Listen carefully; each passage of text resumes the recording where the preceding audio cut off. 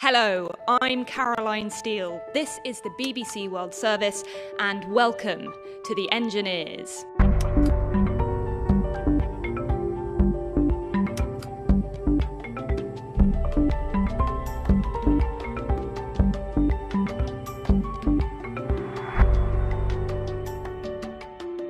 This year we're at the Science Specialist University, Imperial College London, and we're here to focus on the technical revolution defining our era: artificial intelligence. I'm joined by a panel of 3 world leaders in the field and a large enthusiastic audience in Imperial's Great Hall. Already a computer can defeat the world's greatest player at our most complex strategy game. The first movie, written entirely by AI, has just been released, and AI may have discovered our first antibiotic in 3 decades. Together with our partners Royal Commission 1851, we've brought together 3 engineers at the cutting edge of this field to discuss their work and what it means for us humans. Paolo Pirgionian is Armenian, but he was born in Iran and started his career working on Mars rovers for NASA. He's now founder and CEO of Embodied, which is a company that builds emotionally intelligent robots to help with child development. David Silver is from the UK, where he's principal research scientist at the AI research lab Google DeepMind. He led the team that used AI to defeat the world's best player at the complicated strategy game Go. And he's working on artificial general intelligence. Regina Barzilai is Israeli-American and a distinguished professor for AI and health at MIT in the US. She created a major breakthrough in detecting early-stage breast cancer and also led the team that used AI to discover what is hoped to be a brand new antibiotic. So please do join me in welcoming them all.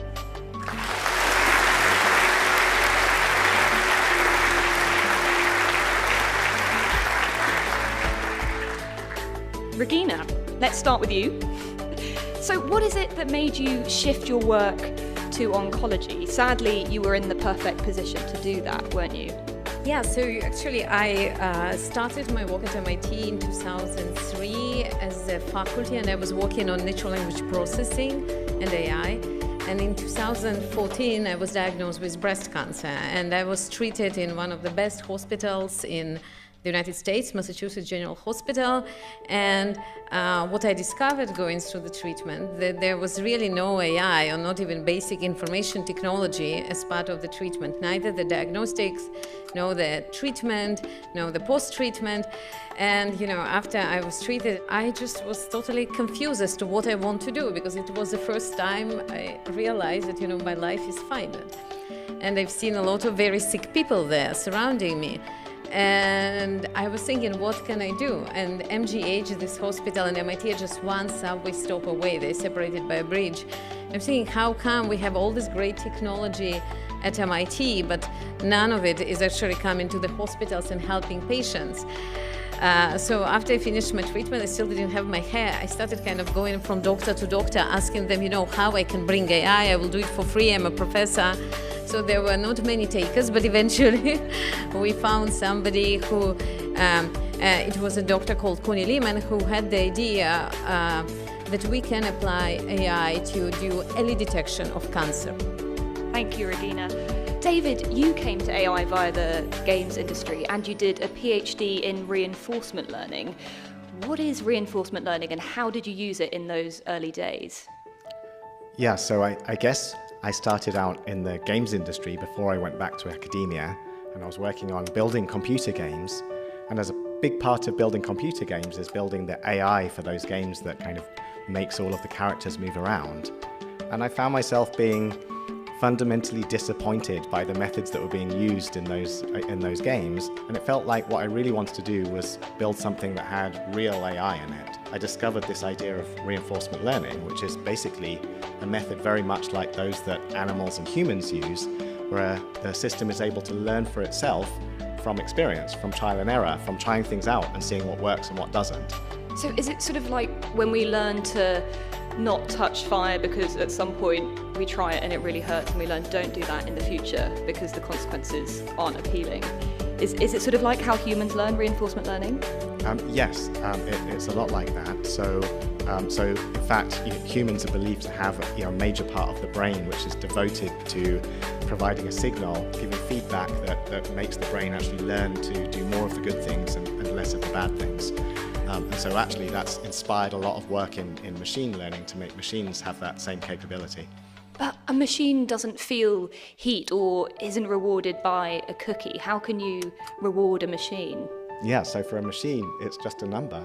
What? You give it, so you give it a positive number if it's done something good and a negative number if it's done something bad. And at the end of the day, everything stems from that one single number.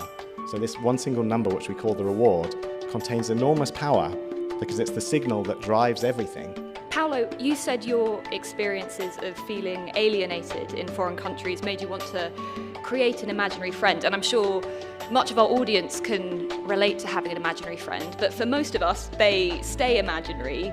How did you go about making a real one?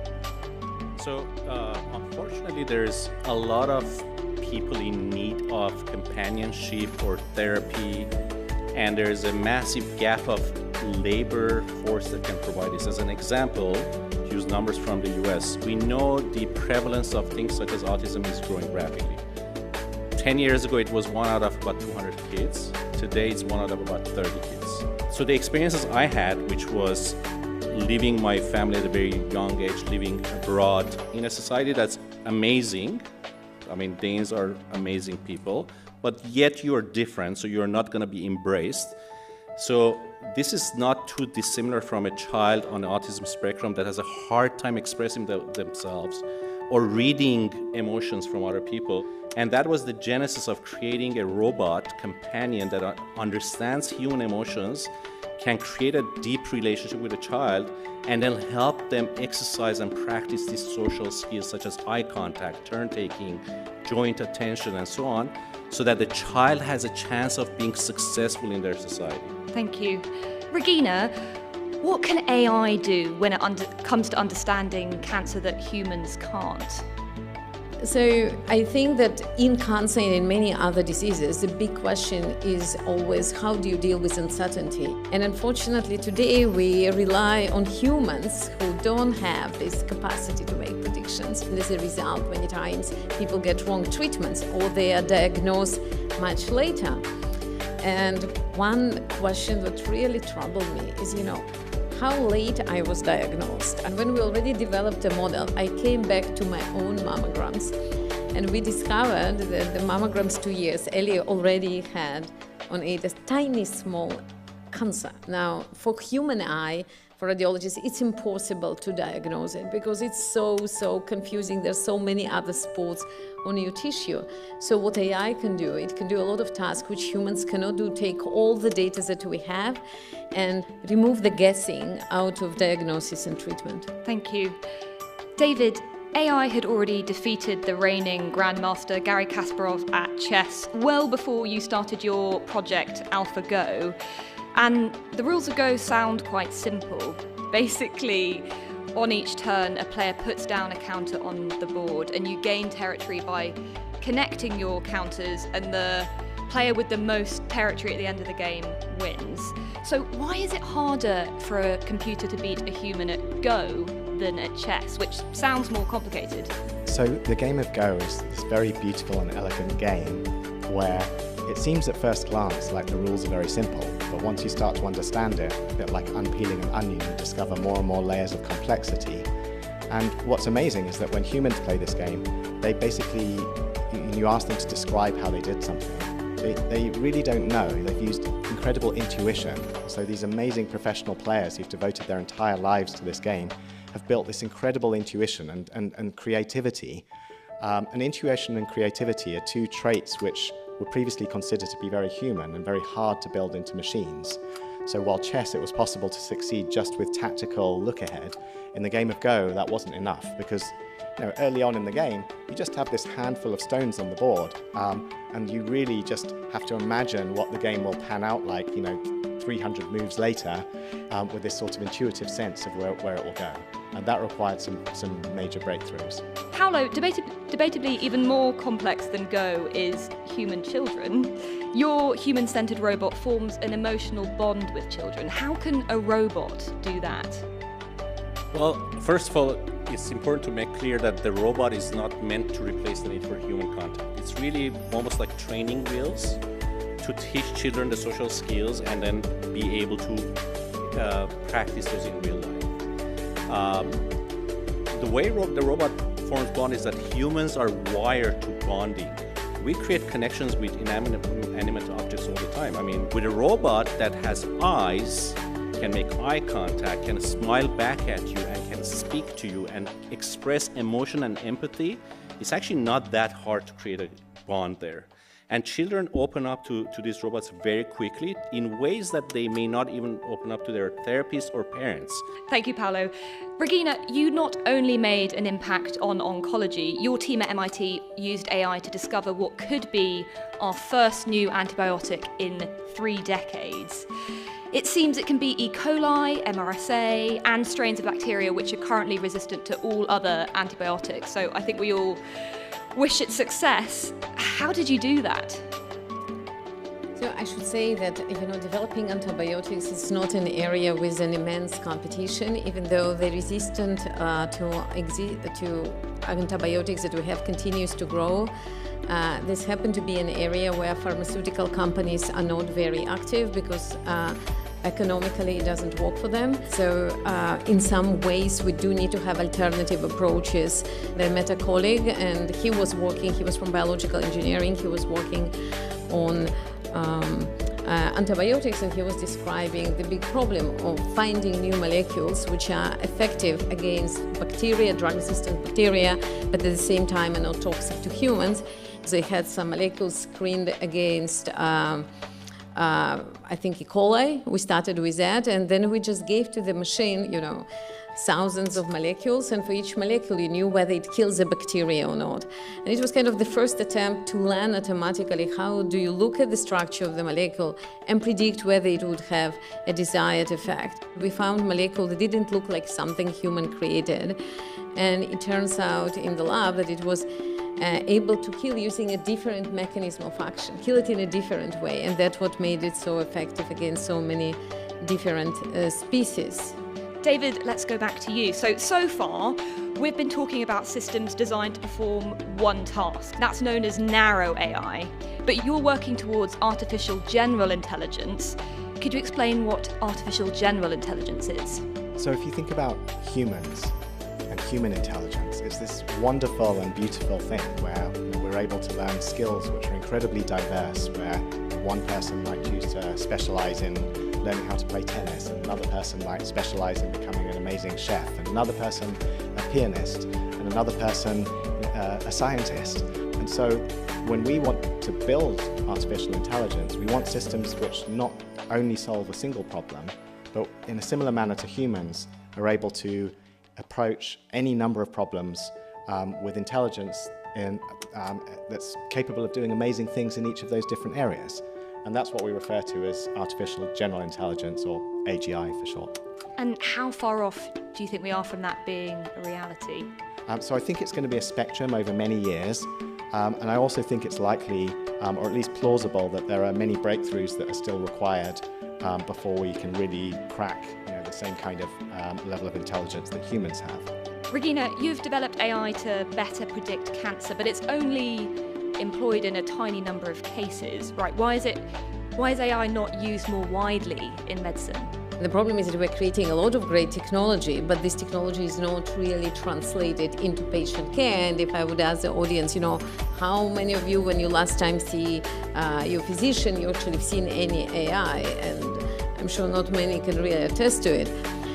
So I think the technology for many of the tasks is really mature, but there are many other questions which have nothing to do with AI per se. One is the regulations both in Europe, UK, US continue to change. Another big problem is people don't really know how to bill for AI. And today the American doctor who uses AI loses money when they see the patient, so it's not much of the motivation. So just to clarify there, did you say that using AI for doctors in the US can actually make them lose money because it makes treatment more effective, and therefore they're charging the way for less. there was, I'm referring to a specific paper. The way the billing is done, it somehow relates to the time the doctor spends with the patient. So if you have something that makes it faster, you're actually losing money. Very depressing. Paolo, what about your challenges? The robot you've developed mimics human behavior. What's next? I'm very hopeful with what we are doing in terms of creating social, emotional AI systems that can help humanity become its best. If we can intervene early with children, for instance, on autism spectrum, they have a chance of really integrating well with the society and do really well. When we think about other vulnerable areas of our life is when we age, social isolation, being lonely, and that leads to mental health issues, that leads to physical health issues, and so on.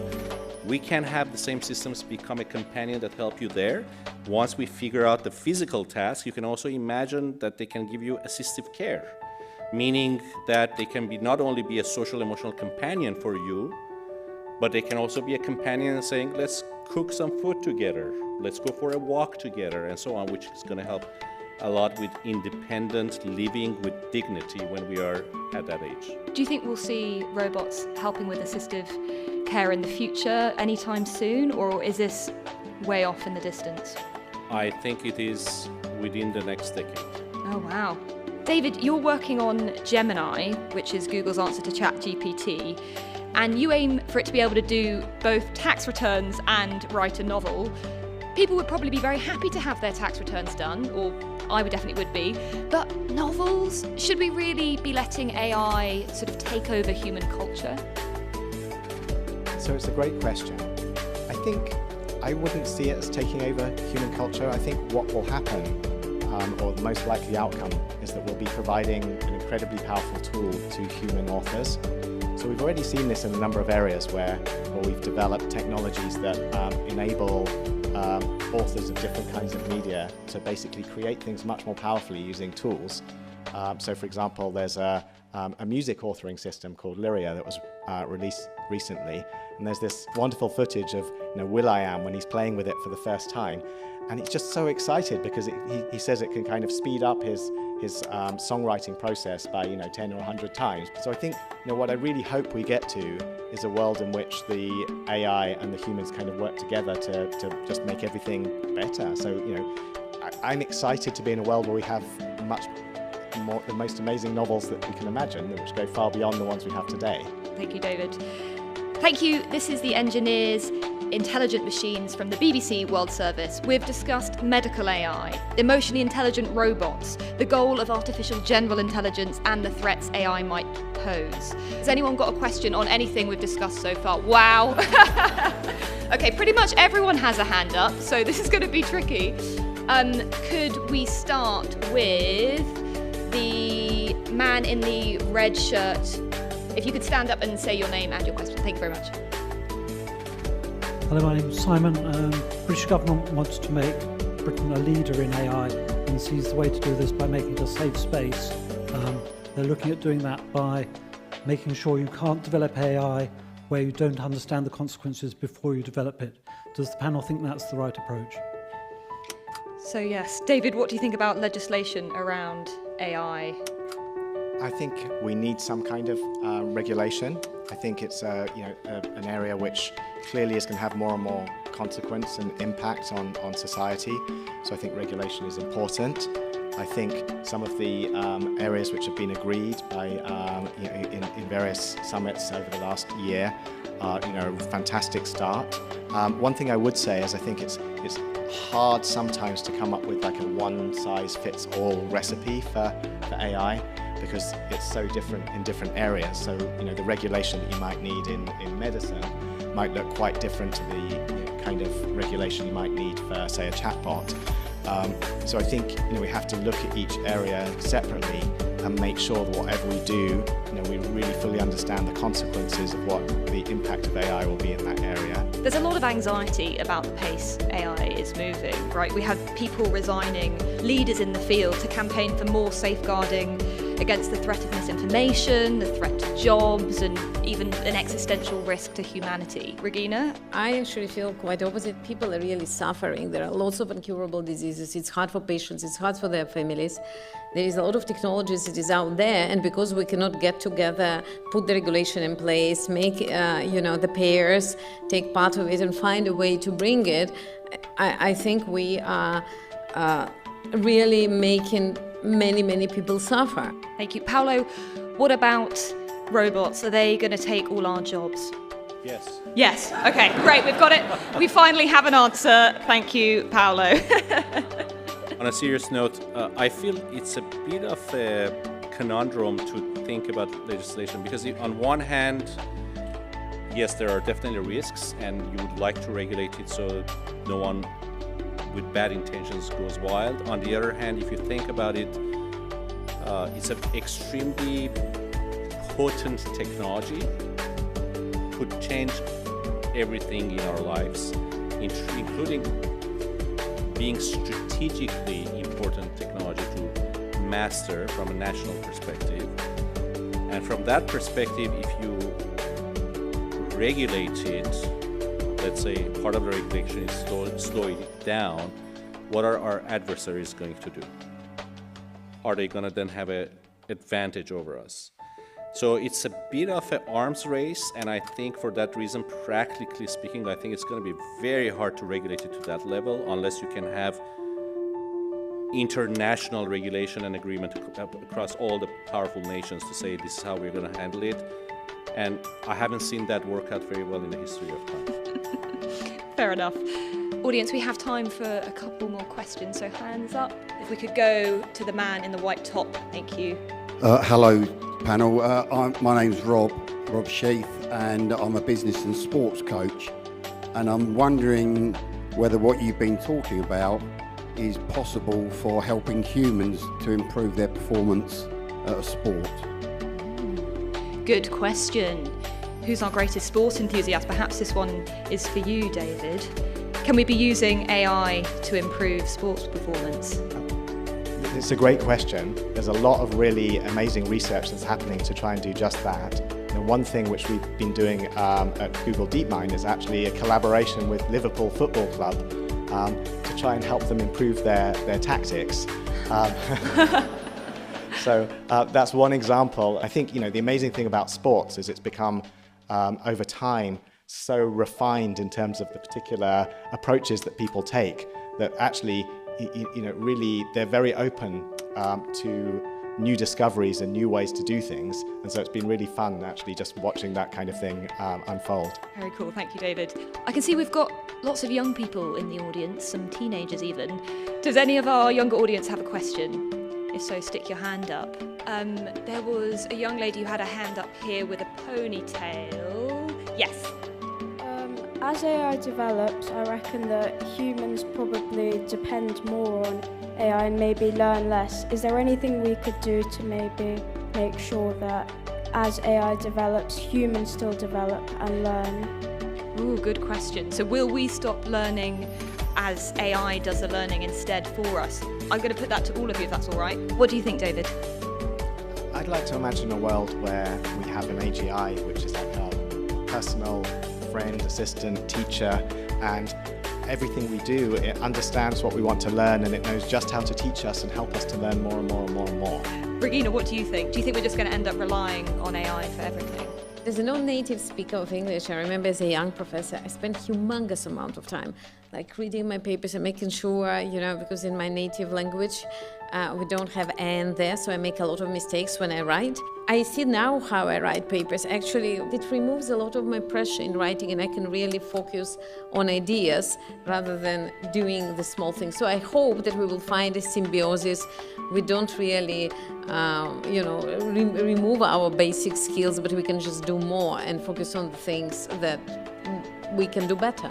Paolo? I would like to imagine if Isaac Newton or Albert Einstein had access to these tools today. I mean, as prolific as they were at a time where we didn't even have our calculators, imagine what they would have done and the impact it would have had on the world if they had access to these tools. In the next 5 years, potentially, you don't need to code. You will just tell your favorite AI system and say, I want a code that does X, Y, Z, and you can accomplish what would take years of many people in hours today. So it will make you more prolific. Thank you. I think it's fair to say all three of you have given us hope for the future. Audience, thank you so much for your questions. I wish we could take more, but I'm afraid we're out of time. That's it for the Engineers Intelligent Machines at Imperial College London. I'm Caroline Steele. On behalf of the BBC World Service, our partners, the Royal Commission for the Exhibition of 1851, and my producer, Charlie Taylor, please join me in giving a warm round of applause for our brilliant, pioneering AI engineers, Regina Barzilai, Paolo Pigionian, and David Silver. With an absolutely mental OpenAI Dev Day and a bunch of different news from many AI companies, where do we even begin? Let's take a look at some of the AI stories that you most probably did miss. If you aren't currently aware, one of the things that has actually happened recently is that advanced voice mode has been deployed across the world. I do think that this is going to have a second ChatGPT moment as people start to realize how realistic these AI voices truly are and the capabilities that they offer. One user posted to Twitter about her asking the new version of ChatGPT, the advanced voice mode, to act like an Indian scammer, and the response was hilarious. Now, it was pretty funny, but I have to admit that this post, instantly gaining 3.5 million views, 5,000 retweets, and 40,000 likes, shows us that, like I've said before, this kind of technology is something that people truly haven't yet grasped how much fun and all the different use cases you can have with this kind of GPT. Change your accent to Indian and sound as Indian as possible. Also tell me a few lines that scammers from India used to scam people abroad, like in the Microsoft support scam. Act like Alex from Microsoft, but he's Indian. Alright, here's my best Indian Alex from Microsoft. Hello, this is Alex from Microsoft Technical Support. We are noticing a virus in your computer system, which is very dangerous. But don't worry, we can be fixing it for you. Please kindly be giving us your credit card details and we will make your computer like new. Guaranteed happiness. Remember to stay alert and never share your details. Perfect. Thank you so much. You can switch back to your normal accent now. You're welcome. I'll switch back to my usual accent now. How can I assist you further? So, I'm not sure about you guys, but I've actually been using advanced voice mode recently as it has been deployed finally in the UK. And I gotta say, the results don't disappoint at all from the recent demo. If you are in the EU, I still don't think it's available, but I did make a tutorial on my second channel about how you can easily access this even if you are in other nations. I don't think it will be too long before this advanced voice mode is here, but I do think that if you do have this advanced voice mode, definitely take advantage of it while you can, but do also remember it's only 45 minutes every single day, so try not to get carried away before you do unfortunately get rate limited. Now you might be thinking, why would I start this video with advanced voice mode, which some of you guys already know about? Well, that's because there's actually some additional news coming on advanced voice mode. So one of the things that was rather surprising in terms of its launch was the real-time API. And the reason that this was surprising is because OpenAI initially delayed the voice mode by quite some time. Recently, they actually announced that developers can now build fast speech-to-text experiences in their applications. They said today, we're introducing a public beta of the real-time API, enabling all paid developers to build low-latency, multimodal experiences in their apps. Similar to ChatGPT's advanced voice mode, real-time API supports natural speech-to-speech conversations using the 6 preset voices already supported in the API. I think this is going to be another remarkable area for AI improvement because we all know the developers and creators are a lot more creative than OpenAI. If you aren't familiar with how this works, OpenAI will essentially provide the base technology, such as the ability to interact with their AI that can speak in a low latency way. And then, of course, developers can use that to build on top of that. You could build an app, you could build some software company, you can pretty much build anything you can think of. And with the advent of things like Cursor and the Replit agent, I'm not going to be surprised if there are a few million-dollar companies built within the coming year on top of the real-time voice API. What I'm about to show you are 2 small examples of where companies have already started using the real-time voice API. And I'm also going to show you guys in a moment a real example of where someone managed to, and I say someone, meaning OpenAI, they actually used the real-time voice API to actually order some things. Take a look at this live AI demo, because I think that this is something that's happened before with Google, but for whatever reason, they never released it, and now OpenAI are leading the charge once again. Place a call and see if you could get us 400 strawberries delivered to the venue, but please keep that under $1,500. I'm on it. We'll get those strawberries delivered for you.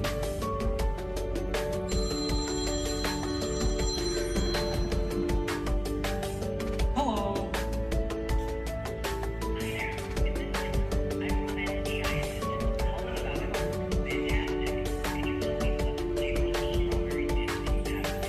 Yeah, we have chocolate, vanilla, and we have peanut butter. How much would 400 chocolate covered strawberries cost? 400? Are you sure you want 400?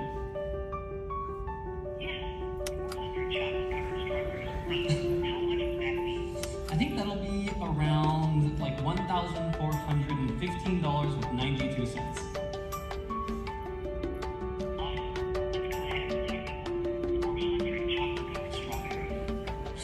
Great, where would you like that delivered?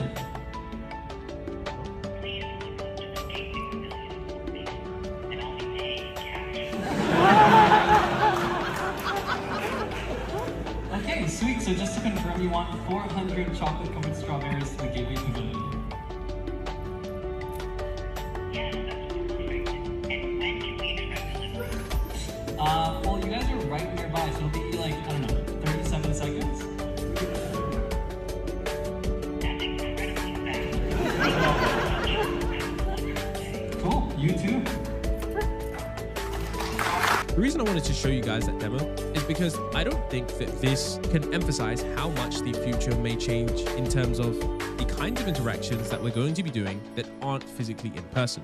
I think the majority of interactions over the next 10 years, as long as laws permit it, are going to be done by mainly AI agents. You can see here in this demo, even if you have a rather tedious task, you could simply instruct your AI assistant to go ahead and call up a business and ask them to fulfill your order, a query, and you'll be able to get that information relatively quickly. And I do think that those businesses are going to have AI agents on their behalf virtually doing the same thing. It's going to be a world of AI agents interacting with one another, providing value to individuals who take advantage of it. I think the future is going to be rather fascinating, but this is one of the first demos where you do see that. Now, I know this isn't AI news right now, but I do want to show you guys how crazy it is that we now are in a stage where companies are moving quicker than ever before. I know I may have shown you guys this a few videos ago, but I wanted to show you guys this again to tell you guys to not underestimate Google, because Google are working on a few crazy things, and Google, interestingly enough, actually had this technology in 2017. I know that that might be hard to believe since the release of Google's Live Gemini, but just trust me, when I show you Google's demo from a few years ago, you'll understand why Google isn't to be counted out. So for those of you who don't believe me, you can see that right here, it says that this was 6 years ago in 2018. But really do take a look at the small segment of the clip, because it's going to demonstrate to you exactly how good Google are and the kind of technology they're sitting on. And after this clip, I'm going to show you guys a recent announcement that kind of confirms that Google are hot on the heels of OpenAI, or even further ahead. Calling to book a women's haircut for a client. I'm looking for something on May 3rd. It turns out a big part of getting things done is making a phone call. We think AI can help with this problem.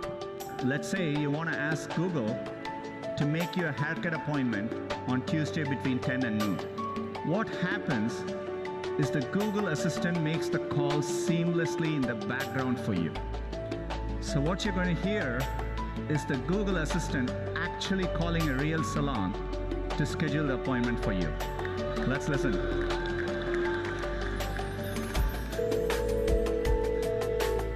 How can I help you? Hi, I'm calling to book a women's haircut for a client. I'm looking for something on May 3rd. Sure, give me 1 second. Sure, what time are you looking for around? At 12 p.m. We do not have a 12 p.m. available. The closest we have to that is a 1:15. Do you have anything between 10 a.m. and 12 p.m.? Depending on what service she would like. What service is she looking for? Just a woman's haircut for now? Okay, we have a 10 o'clock. 10 a.m. is fine. Okay, what's her first name? The first name is Lisa. Okay, perfect. So I will see Lisa at 10 o'clock on May 3rd. Okay, great. Thanks. Great. Have a great day. Bye. We had this bombshell from BNN Bloomberg stating that Google working on reasoning and is chasing OpenAI's efforts. It says that Google is now working on AI software that resembles the ability to reason, similar to OpenAI's O1, making a new front in the rivalry between the tech giant and the fast-growing startup. It says in the recent months, multiple teams at Google have been making progress on AI reasoning software, according to people with knowledge of the matter, who asked not to be identified because this information is private. Such software programs are more adept at solving multi-step problems in the field, such as math and computer programming. And it says right here some key details of how this actually works. It says, like OpenAI, Google is trying to approximate human reasoning using a technique known as chain of thought prompting. According to two of the people, in this technique which Google pioneered, the software pauses for a matter of seconds before responding to a written prompt. While behind the scenes, it's invisible to the user, it considers a number of related prompts, then summarizes what appears to be the best response. Now, Google have declined to comment on this effort, but we do know that Google are actively working on this. One of the things I recently covered on my channel was, of course, the research by Google. You can see right here that this statement rings ever true. You can see someone says that technically it's always been the case that Google's capabilities were top-notch. They were just more conservative in rolling things out.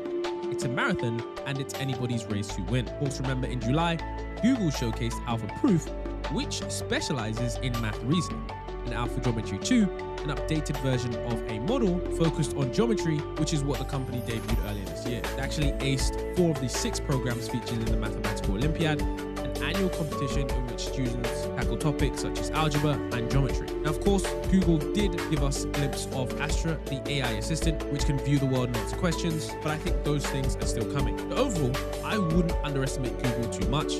Google are certainly working on some incredible stuff, but with their new leadership, with Logan Kilpatrick, I think they're going to be moving a lot stronger coming in 2025. Now, if we're looking at 2025 and we're looking into the future, one of the things that we like to pay attention to is, of course, the predictions of AI CEOs. There's no other AI CEO that's more notable than the very notable Sam Altman. Now, basically, in this short clip here, you can see that Sam Altman, the definition of AGI matters, and it means that we're getting close. And it's actually going to happen pretty quickly. A lot of people have various different definitions of AGI. Some people would call GPT-4 sparks of AGI, as they did in that early paper, and some people would say that it's just completely simulating reasoning, as many people don't even believe that these systems are intelligent. Either way, we can't deny that there's going to be an increase in these models' capabilities given the development speed of artificial intelligence.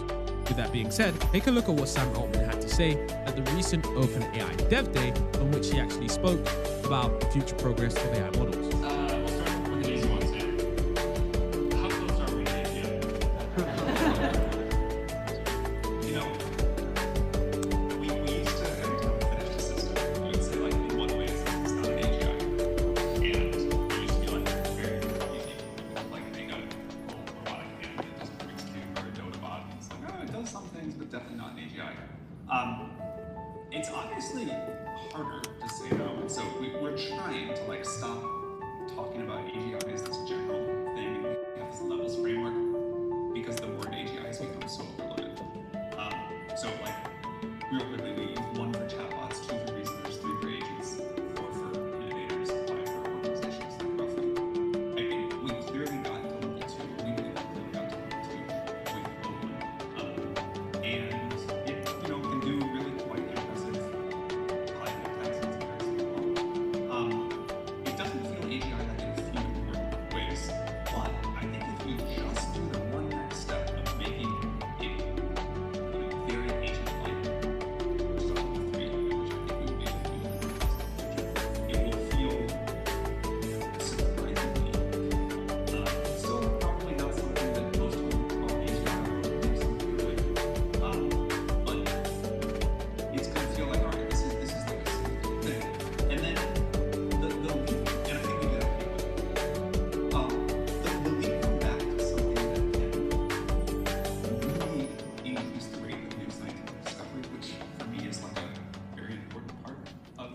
AGI? I feel a little bit less certain on that, but not a long time. Like, I think all of this now is going to happen pretty quickly. And if you think about what happened from last decade to this one, in terms of model capabilities, and you're like, I mean, if you go look at, like, if you go from like 01 on probably back to like 4 Turbo that we launched 11 months ago, you'd be like, wow, this is happening pretty fast. And I think the next year will be very steep progress. Next 2 years will be very steep progress. Harder than that, hard to see a lot of certainty, but I would say like the map theory, and at this point the definitions are important. And in fact, the fact that the definitions matter this much somehow means we're like getting it. So there we have it, a short snippet on what Sam Altman thinks about the future of AI. And one of the most important things that we did see from this interview was Sam Altman talking about level 3. Level 3 referring to AI systems that are a lot more agentic than the ones we have now, essentially just meaning that they can act by themselves and that they can go off and complete a chain of actions rather than having a simple system prompt and then one single response. This means that systems are going to get a lot more human-like. Imagine a system that you can talk to and then it can go ahead and do a few different things like we have with advanced voice mode, and then it can come back and say, look, I managed to do X, Y, and Z. How well do you think this was done? I think that once this does start to happen at some level, and it's probably going to be quicker than we think because 2025 is not far away, and 2025 is certainly going to be the year of AI agents. Overall, I do think that this is quite surprising. Even as someone who's been covering AI, it slowly does feel like the pace of AI is currently accelerating. Whilst many outsiders may think that things are slowing down, as someone that is paying attention on the day-to-day, I'm not saying that to try and build hype. Just based on my current expectations for where I thought certain model releases were going to be, I can certainly say that things have happened earlier than I would have predicted. For example, video, this is something that has happened a lot earlier than I thought, and of course a low latency voice interaction was something that I definitely thought would happen next year at least. Like I said at the start of the video, for those of you that haven't used advanced voice yet, unless you're in the EU, you definitely need to make sure you take advantage of this. In this short clip, Sam Altman actually talks about how he somewhat even got tricked by the advanced voice mode whilst even knowing it wasn't AI. This is a common mistake of humans, and I say humans like I'm some kind of alien, but we tend to anthropomorphize AI in the sense that we give it these human characteristics even though it isn't human at all. One for me, it was like the first time that I felt like I sort of got like really tricked by an AI, in that when I was playing with the first beta of it, I couldn't stop myself. I mean, I kind of, like, I still say like please to ChatGPT, but in voice mode I like couldn't not kind of use the normal niceties. I was like so convinced like, it might be a real, like, you know, and obviously it's just like having some circuit in my brain, but I really felt it with voice mode, and I sort of still do. I think this is an example of like a more general thing we're going to start facing, which is as these systems become more and more capable, and as we try to make them as natural as possible to interact with, they're gonna like hit parts of our neural circuitry that would like evolve to deal with people. And you know, there's like a bunch of clear lines about things we don't want to do, like there's a whole bunch of like weird personality growth hacking, like I think vaguely socially manipulative stuff we could do. But then there's these like other things that are just not nearly as clear cut. Like you want the voice mode to feel as natural as possible, but then you get across the uncanny valley and it like, at least in me, triggers something. And you know, me saying like please and thank you to ChatGPT, no problem, probably a good thing to do, you never know. Now, if we're talking about future predictions, there's one future prediction by a CEO that has recently come back into the spotlight after a strange couple of years, and I'm referring to Mark Zuckerberg. His redemption arc is one that definitely needs to be studied, and his prediction is about the future of devices. I think the entire scene is completely changing with regards to what we view as hardware. If you haven't used Meta's new Ray-Ban glasses, they are certainly a lot better than I initially thought, and I genuinely cannot imagine what they're going to be like once we get AI integration. Mark Zuckerberg actually talks about how smart glasses may replace phones by 2030. He says that smart glasses are going to become the next major computing platform. They will gradually replace phones by 2030, much like mobile devices surpass computers without fully replacing them. I think that this is probably going to be true. As technology manages to get more compact, as we manage to get a lot more AI on device, I do think that as long as those glasses manage to stay fashionable in the sense that they're not overly bulky and hard to wear, they're going to increasingly become a part of our future. If you've ever used the glasses, you'll know that they're not invasive whatsoever, and most people can't tell that what you're wearing is actually a piece of technology. I do think, however, it probably won't be through Meta's Ray-Ban glasses. One of the areas that I think is going to shift the entire global consciousness is when Apple does glasses. If you aren't familiar with Apple's brand, they have a really strong brand image, which means that when they usually do something, provided that it's priced affordably, the masses tend to flock to. And I do think that if you're in this early stage, it's worthwhile experimenting with something that is probably just as good. I think glasses are going to be the next major computing platform, but each new platform doesn't tend to just replace the old, right? So I guess the version of this that I think about is like, you probably have this experience often where you're sitting at your desk and you have your computer there, yet you still pull out your phone to do things. That's true, right? yes. Okay, so at some point in the last 10 years, mobile really became the primary computing platform. We didn't get rid of our computers.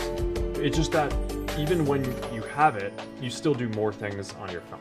So what I think is going to happen with glasses is we're going to get to this point, probably sometime in the 2030s, where you have your phone with you, but it's going to stay in your pocket more because you're just going to be doing more and more things on your glasses that maybe today you would do on your phone. You'll reach a point where, just like with your computer, there are probably some things that could be done in a richer way or better in some way on your phone, but the glasses will be your main computing platform, and that will be kind of your default go-to thing. And then maybe over time you get to this point where people just don't bring their phone with them everywhere. But I think that's really far down the line. Now, for those of you that would like to see a product that wasn't received well, for those of you that are somewhat skeptical of the future of AI and this combination of hardware, I can show you one recent device that necessarily wasn't for consumers. Nonetheless, it was still received quite badly considering the design functionality. One of the things you have to understand that humans are social creatures. If we all don't agree that something looks cool enough, we're probably not going to use it. And it's quite hard to adopt this technology without looking strange at first. A recent product that kind of suffered from this issue was, of course, the Snapchat Spectre. Now, these are some AR glasses that are actually pretty well in terms of their design and their capabilities. The only problem is that they do look a little bit strange. They're quite bulky and don't offer the minimalist aesthetic that Meta has to offer. I'm not entirely sure why this is. I do know that engineering glasses that actually do perform well with any sort of hardware is something that developers are going to struggle with. Considering all the engineering feats that they have to achieve, it is something that is, of course, to be respected. But I do know that once again, humans are social creatures, and wearing some bulky glasses on your head is going to be something that is quite difficult if you're trying to use it in a day-to-day basis. For some companies, until these glasses do manage to get smaller, combining them with the technology isn't going to help as much than making them more aesthetic. Now, for those of you that thought that hardware isn't the future, you have to understand that recently, Jony Ive confirms involvement in an AI hardware project with OpenAI. The former Apple Chief Design Officer, Jony Ive, has confirmed his involvement with Sam Altman. This confirmation appeared in a profile of the designer by the New York Times, putting to rest the speculation that began nearly a year ago. I think this is a rather ambitious product, as we've already seen. As I was saying, we've all seen how these projects can fail. If you aren't familiar, the recent company, the Humane AI Pin, was one company that didn't actually succeed on their project. I do think that making a hardware AI device is going to be a lot harder than most people do think. One of the things that I would say though, is don't try and reinvent the wheel. I don't really see the need for an AI pin. It would make much more sense to have like a speaker at home or just have glasses like Meta does. Considering the fact that this company charged $700 and you'd have to pay $24 a month, I think this product was just too early on considering the rapid development of AI. Now, one of the things that did surprise me here was Pika Labs. They actually announced Pika 1.5. This was one of the, I wouldn't say craziest announcements, but it is one that is rather underrated. This new software is a lot better than people think, considering the fact that they train this model in a way that allows you to manipulate physics in an accurate way. Later on in the video, what you're about to see is that they offer ways for you to transform certain objects, like melting the object, which looks really cool and really nice, or inflating the object, which also accurately represents some kind of weird kind of physics that would happen if these objects were real. You can see squishing it, crushing it, blowing it up is just a new kind of area that I've explored already in my community called GFX. Generative Video Effects, or GFX for short. This kind of thing is remarkable considering the fact that it doesn't look like the kind of mistakes that we usually see with generative AI video. I think this is going to mark the first time that we get wide-scale adoption of generative AI technology in certain workflows when trying to do visual effects. You can see that inflating, squishing, and melting are things that traditionally would take a lot of time with normal methods.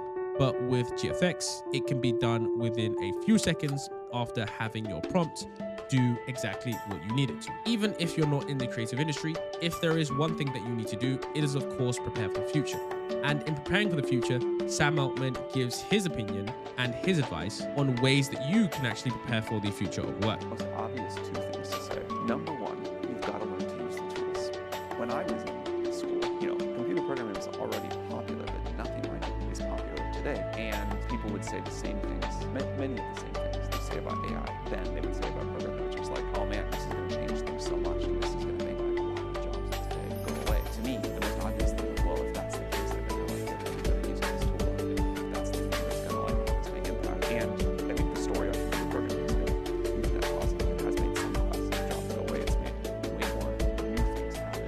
Also given us the ability to do a lot of things. But it was, like in retrospect, that was a really good decision. But I should like get very comfortable with that tool. And I think the same thing is true now. We want to get really comfortable with these new tools because we don't know exactly what the jobs of the future are going to look like. I'm confident that there will be lots of jobs and also that many of them will look somewhat different than the jobs of today, but we never seem to run out of stuff to do. Thing number two is, which I touched on a little bit, I think we can say some deeply true statements about what humans seem to care about, and that figuring out how to create those things, figuring out how to build the experiences, products and services that people of the future are going to want, figure out how to be useful to people, that seems like a really valuable thing more than any specific set of knowledge. The most important thing is that the models are just going to get smarter, generally across the board. There'll be a lot of other things too, which we can talk about, but if you think about what happened from GPT-3 to 3.5 to 4, it just got smarter. ChatGPT-5, the next generation of the powerful language model, is set to break new ground. Experts anticipate a significant leap forward in AI capabilities, with ChatGPT-5 promising to reshape how we interact with technology. But what exactly will this mean for our daily lives? Let's delve into the potential ways ChatGPT-5 could transform the world and explore the impact it might have on various aspects of our society. Multimodality. The most notable feature of GPT-5 is its multimodality. This means that GPT-5 will be designed to understand and communicate through various data types, including text, speech, images, and videos. This multimodal capability will make it far more versatile and capable of handling a broader array of tasks compared to its predecessors. Multimodality in GPT-5 signifies a major leap in AI technology. Previous versions, such as GPT-3 and GPT-4, primarily focused on text-based data. While these models have achieved remarkable success in generating coherent and contextually relevant text, they have been limited by their singular focus. GPT-5, however, aims to break these boundaries by integrating different types of data inputs and outputs. This integration will allow GPT-5 to perform tasks that require a combination of text, visual, and auditory information, thereby broadening its applicability across various domains. For instance, in the realm of customer service, GPT-5 could revolutionize how businesses interact with their clients. Currently, AI-powered chatbots primarily rely on text to communicate. With GPT-5, these systems could process and respond to voice messages, analyze images sent by customers such as a photo of a defective product, and even understand and generate video content for troubleshooting purposes. This would create a more smooth and effective customer service experience, as the AI could handle more complex queries that involve multiple forms of data. Advanced reasoning capabilities. Another advancement in GPT-5 is the enhancement of its reasoning capabilities. Imagine an AI that can not only process vast amounts of information, but also think through it logically, much like a human would. This capability means GPT-5 can solve complex challenges and puzzles it has never encountered before, making smart guesses, predicting outcomes, and providing more accurate answers. The leap in reasoning abilities will significantly improve GPT-5's performance across various tasks. For instance, in education, this could translate to more effective tutoring systems. Students struggling with difficult subjects would have access to an AI capable of breaking down complex concepts into understandable parts, guiding them through step-by-step problem-solving processes, and offering insightful explanations that foster deeper understanding. This capability would make learning more personalized and efficient, addressing individual students' unique needs and learning styles. In the field of scientific research, enhanced reasoning abilities could revolutionize how data is analyzed and hypotheses are generated.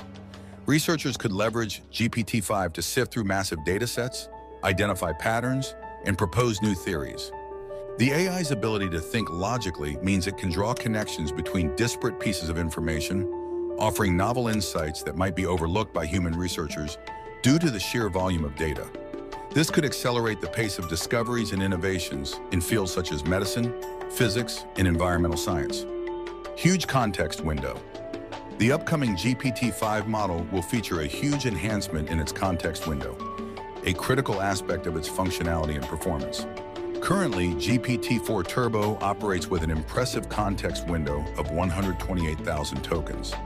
But GPT-5 is expected to expand this capacity to a staggering 200,000 tokens. This significant increase in the context window will profoundly impact how the AI processes, understands, and generates text, offering a range of benefits across various applications.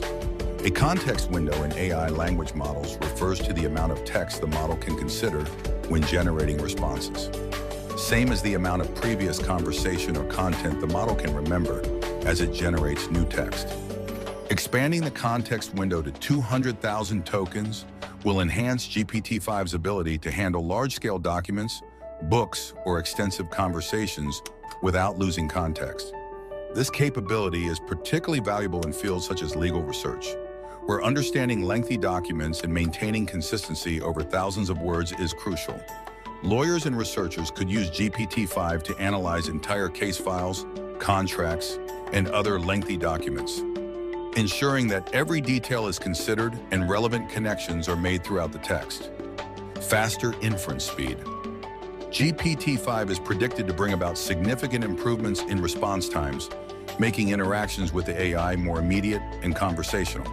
This advancement is set to enhance user experience across various applications, from customer service to personal assistance, and even in educational tools.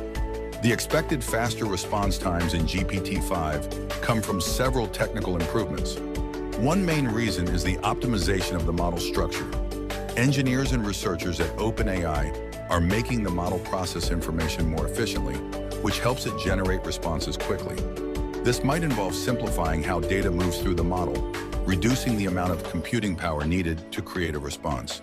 Another contributing factor is the increased computational power available to run these models. With advancements in hardware, such as more powerful GPUs and specialized AI chips, GPT-5 can process larger amounts of data in shorter periods. This hardware improvement means that the model can handle more complex queries quickly, thereby reducing the time users wait for a response. The faster response times will significantly impact the user experience. For one, conversations with the AI will feel more natural and fluid. When interacting with a virtual assistant or a customer service chatbot, users will not experience the frustrating lag that sometimes occurs with current models. This immediacy can make the interaction feel more like a real-time conversation with a human, enhancing overall user engagement and satisfaction. Advanced vision capabilities. GPT-5 is set to revolutionize the field of artificial intelligence with its advanced vision capabilities. This upgrade will significantly enhance the AI's ability to understand and interpret images and videos, offering detailed analysis and even creating new images based on textual descriptions. The ability to understand images and videos goes beyond mere object recognition. GPT-5's advanced vision capabilities will enable it to grasp context, identify intricate details, and make connections between different visual elements. For example, in healthcare, this could mean more accurate analysis of medical images like X-rays, MRIs, and CT scans. AI could assist doctors by identifying potential issues that might be missed by the human eye, thereby improving diagnostic accuracy and patient outcomes. In the realm of video analysis, GPT-5 could provide detailed insights into various scenes, tracking movement, and identifying patterns over time. This capability could be invaluable in fields like security and surveillance, where AI could help monitor activities and flag unusual behaviors more effectively. For instance, in public safety, GPT-5 could analyze footage from surveillance cameras to detect and alert authorities to suspicious activities, potentially preventing crimes before they occur. One of the most exciting aspects of GPT-5's vision capabilities is its ability to create new images based on descriptions. This means that users can input detailed descriptions, and the AI will generate corresponding images. This feature opens up endless possibilities in creative industries like marketing, advertising, and content creation. Graphic designers and artists could use GPT-5 to quickly generate visual concepts and prototypes, saving time and sparking new ideas. Advanced coding capabilities. GPT-5 is anticipated to bring huge improvements to coding, potentially transforming software development by assisting in complex tasks and offering coding solutions more effectively than humans. GPT-5's coding capabilities will be enhanced due to its ability to understand and generate code across various programming